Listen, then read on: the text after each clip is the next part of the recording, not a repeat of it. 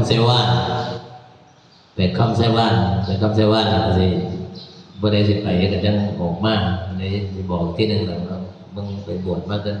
ประสานไปทางบวชว่าถ้าว่าเป็นเจ้าภาพมาเพิ่นนะจะได้เอาติดไปจองเป็นเจ้าภาพอะไรแล้วก็ซ่อมเนี่ยก็จะไปสีกใส่กันนะครับทำบุญต้องพระเจ้าเจ้าบุญอื่นเดี๋ยวรถตู้แล้วท่านเร็วๆมาเด้ว่าเราจะไปธุระนั่งอยู่ที่นั่งนึงว่าท่านได้ใส่ยังไงบอกมาเมื่อคืนว่าอาจารย์จะไปธุระวันนั้นก็เลยมาวันนี้ก็เล่นนัดก็ที่10กลับขึ้นไปใส่มันเต็มก็เลยว่ามืออื่นนั่นเพื่อที่นั่นเราต้องไปปิกอัพไปคันหนึ่งมาพ่อก็ปิกอัพไปอีกจีนั่งหนูปิกอัพก็ไปยังป่านได้กันว่าพ่อก็ไปนั่งเด็กบ่จอกกันเนี่ยวันรถเขามีอยู่นาทีคนไปหลายแต่จะไปโม่หลายกันเดี๋ยวแต่รถตู้ไปบ้านนั้นมีผู้อยากไปนั่งอาตมาเสียรถปิกอัพไปนั่งไปอีกนะอันนี้ก็แจ้งเบื้องต้นให้ทราบแล้วกันเพราะว่าท่านได้โทรไปบอกก็เจ้าอยู่ว่าจะไปชั้นสองน้ำมันมันเป็นยก3 โมงเช้าจังสิ3 โมงจะโมงเลย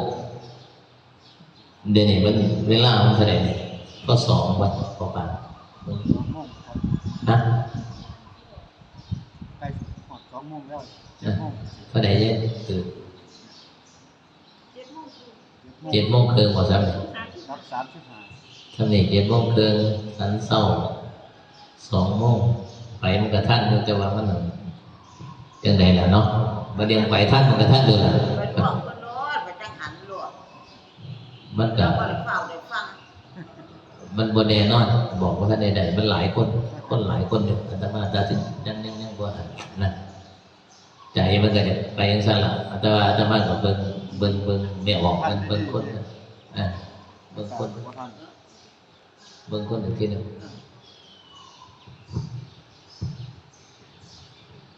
เอาอาจารย์เดี๋ยวจะติดแจงอีกทีนึงยะถาวาริวหาปุราปริปุเรนติสาคารังเอวเมวะอิโตทินังเวทนังอุปกปติวิธิตังปฏิตังตุมหังคิปะเมวะสมิจตุสเปปุเรนตุสังกปาจันโทปนาราโสยะธามณีโชติราโสยะธาวิวาจันตุสัพพะโรโควินาศสันตุมา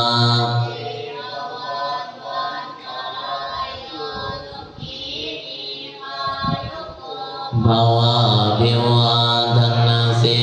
ริสเนจังวุธาปัจจายิโนจันโรธรรมาวัฏันติอายุวันโนสุขังภะลังอิมินา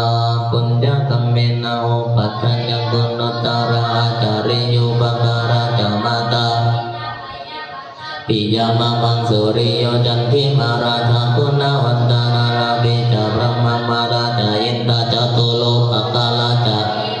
ยาโมมิตามนุสาจามัจจตาเวริกาปิจาสเพสัตตาสุขิโหตุบุญญาณิปัตตันนิเมสุขังติตุขิปังบาเบธโมมาตังอิมินาบุญญากัมเมนาอิมินาอุทิเสนาจักิปังสุระเบจิวาตันโหเจตนังเกสันตาเนหินาธัมมายาวะนิพพานาโตมามังนัสสันโตสัพพะทาเจวะภเวโอจติตังสติปัญญาสังเลโกริยัมหินามาลาลาบันตุโนกาตังกาตัญญาวรีทิปวารนาโตธัมโมนาโตวารตโมนาโตปัจเจกะจะสังโฆนาโตตโรมามังเตสุตัมมานุภาเวนะมาโรกาสัง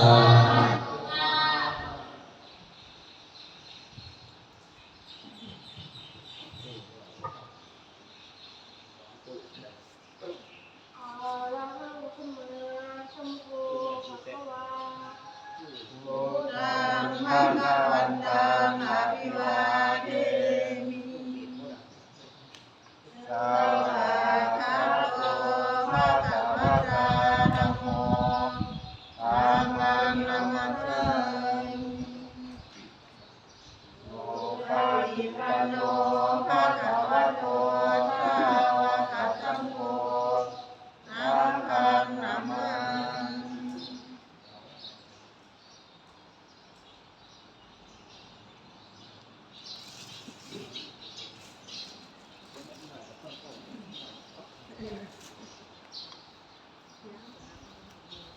ครับ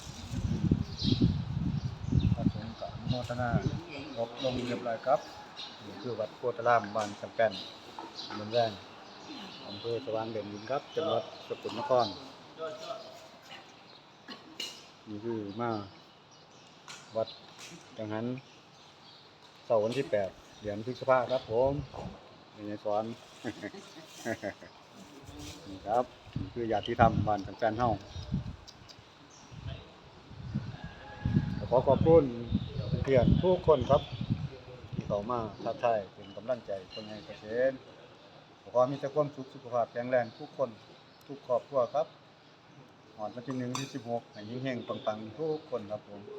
สวัสดีครับเพื่อนๆ